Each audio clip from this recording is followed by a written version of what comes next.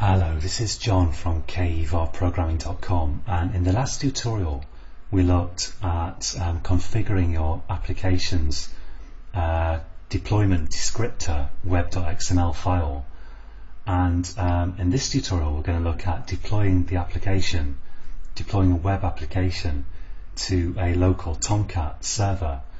And in the next tutorial we're going to go on to look at deploying your application to a free account on the internet.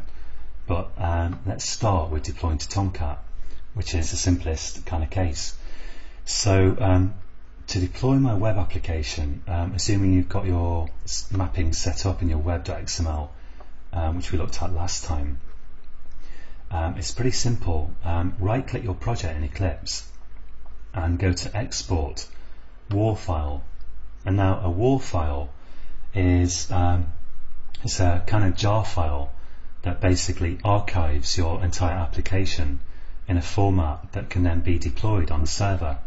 So I'm gonna just browse here for a location to deploy this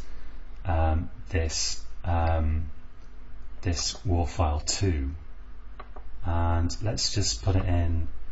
I'll put it in my folder C tutorial servlets 2 for the moment.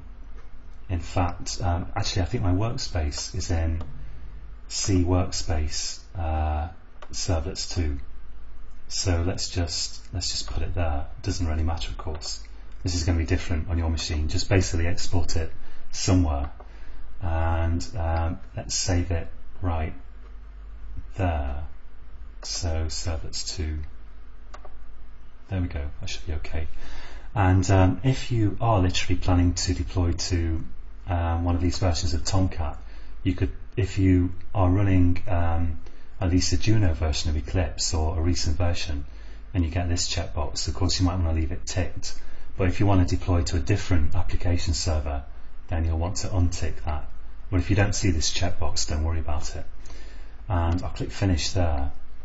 And now let's browse to that directory and make sure it really does exist. So I'll go to C workspace, and I saved it in this folder here, and there is my deployment.war that I've just created. So it's got today's date on it, which is good. And I'm just going to copy that, and I'm going to browse to my Tomcat installation directory. And if you're working in some big company, let's say, then you might have to FTP this to some machine that's running Tomcat. But let's look at my local version of Tomcat here. It's installed, I think, in program files. So C program files, Apache Software Foundation, and Tomcat 7 web apps. Now basically Tomcat has this web apps folder, and all you've got to do is save your WAR files into that folder and restart Tomcat. So I'm just going to paste my database.war in here, and there we go.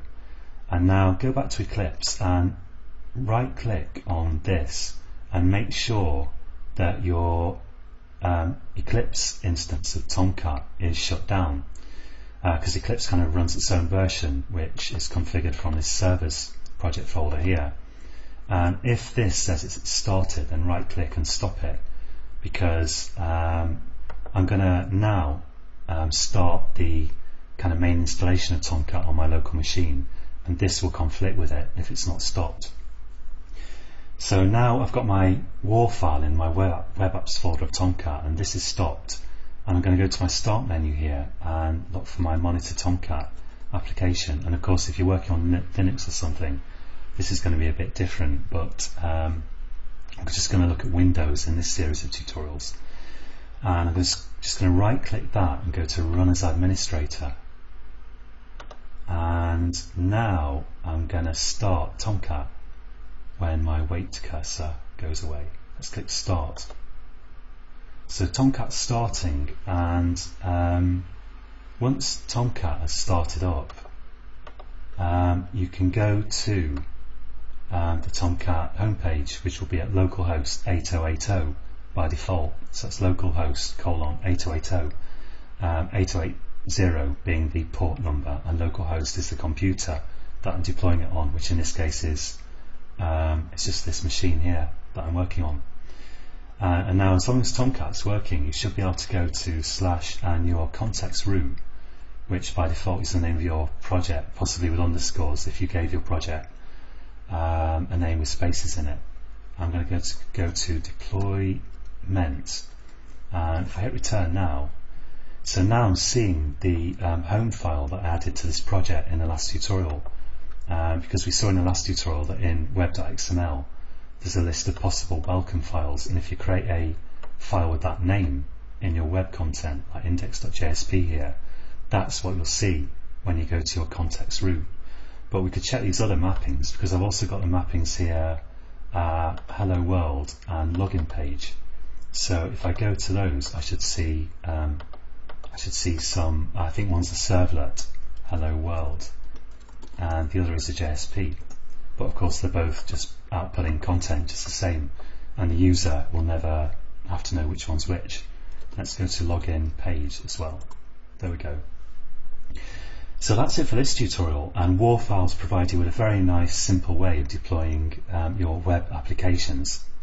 And one last thing to mention here, which is that if you copy in a new WAR file, you'll notice that Tomcat unpacks your WAR file to a directory like this, which will contain your web project.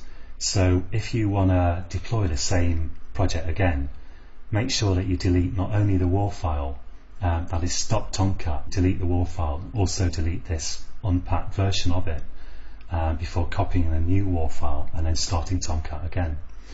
So that's it for this tutorial, and in the next tutorial we're going to look at deploying, we're going to look at an example of deploying your application to a free account on the internet to actually get this running on the internet. So join me again next time, and until next time, happy coding.